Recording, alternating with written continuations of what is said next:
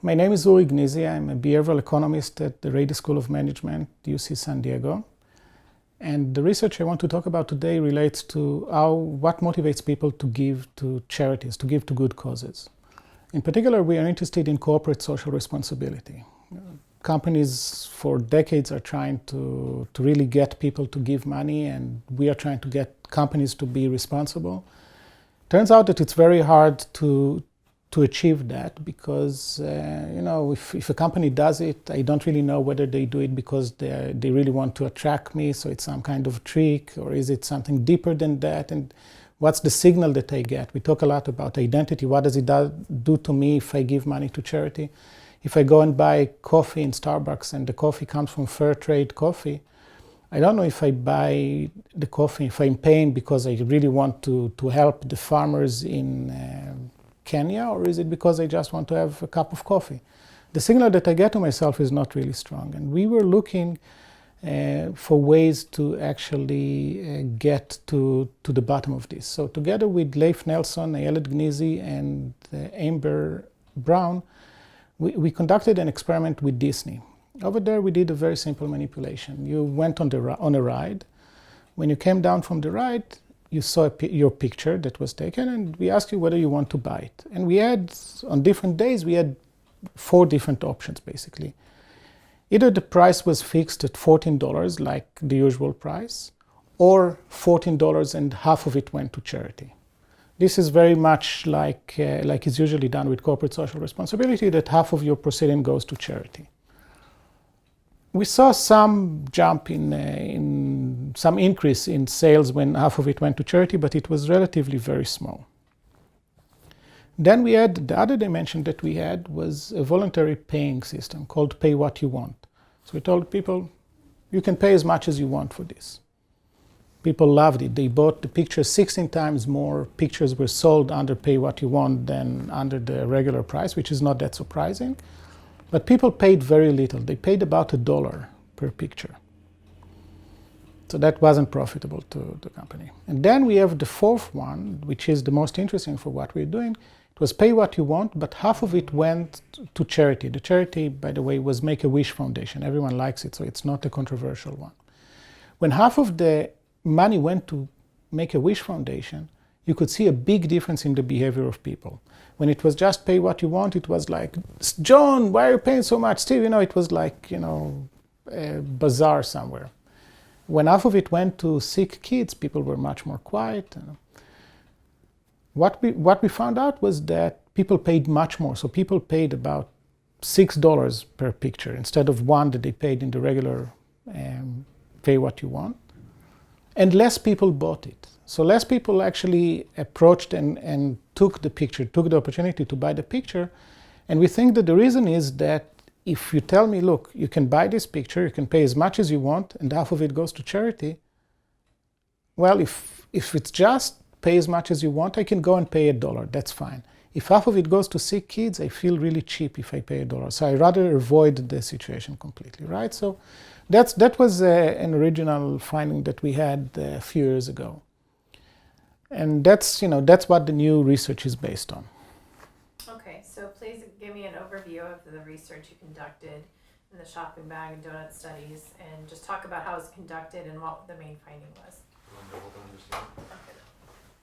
Do you want to sit here so that it's more engaged with the camera? Is that the shot they requested? Yeah, but I don't think it matters. Okay. I think it's fine. Okay. I mean, I Slide can a move little over bit. a little bit. No, you're good. Just want to make sure I'm getting what they want. Yeah, I think it'll be fine either way. Cool. They can pay less if they don't get exactly what they want. Right. Okay, Just refocusing. sure. Okay. Ready to go. Okay, so just an overview of the research you conducted with the shopping bag and donut studies, explain the experiments, and then what was the main finding? So this experiment was done with Mina Jung from NYU, Leif Nelson from Berkeley, and Uri Gneezy is here also at the Rady School. And what we wanted to see is whether people are really affected by the scope, how much goes to charity. If you remember before that, in the Disney experiment, we said that half of it went to charity. Now we wanted to see whether it's the fact that we give something to charity changes completely the behavior, or is it something that is really half of it is some kind of magical number, or the more we give to charity, the more people will give. The intuition of normal people might be that the more goes to charity, the more people will be willing to pay. However, if you know the research in the last 20 years or 30 years already in experimental economics and in behavioral science in general, there is something that is called scope insensitivity. And the idea is that I'm not really sensitive to how much. Once I hear that charity is involved, my whole mindset changes, and I feel that I need to be generous, I need to give more. And then it doesn't really matter how much exactly goes to charity. That's what we wanted to test. So we had, in different days, we had between, I'll tell you in a second what we solved, but it was between 1% goes to charity to 99% goes to charity, and we wanted to see the difference. What we did was selling shopping bags with the logo of the supermarket outside of a supermarket in the Bay Area. And again, we wanted to see if there is scope neglect or not, and what we could see. And what we found is a very strong effect of scope neglect. So once something went to charity, it didn't really matter if it was 1% or 99%.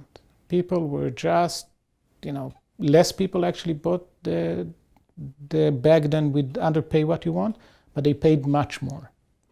Right? So we replicated the results of the Disney experiment, but this time we showed that it's not 50% is a magical number. And so people don't do the kind of cost-benefit analysis. So if I give this, if I give $1.50 will go to charity.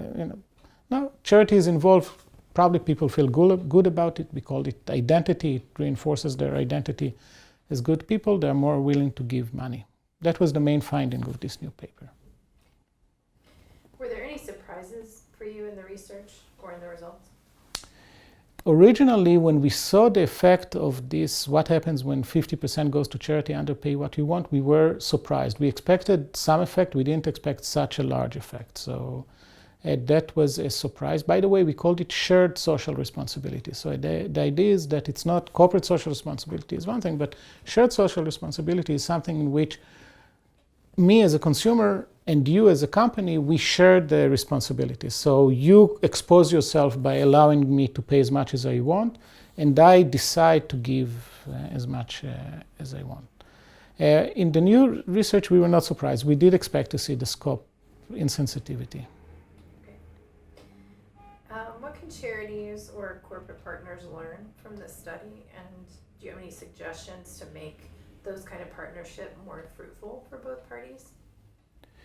I think that the main idea is to make the customer part of the process. And so when I choose to buy something in our case, or when I choose to give, it would be really good if I'll feel that I'm part of the process. So if you come and say, okay, here's the charity, give me money, but if you'll make me part of the process by allowing me to choose. So if you are a university and you want your employees to give money to charity, give them a menu of things. Ask them, to create the menu themselves could be a good thing to do. In general, don't go and dictate. Don't go as a company and say, okay, that's the price, 50% will go to charity. I don't like this kind of behavior, right? If you'll come and make me part of the process, I can decide how much to give, I can decide where it goes, then it's going to be much more effective. So are you planning any follow-up of this study or another part of research to complement this?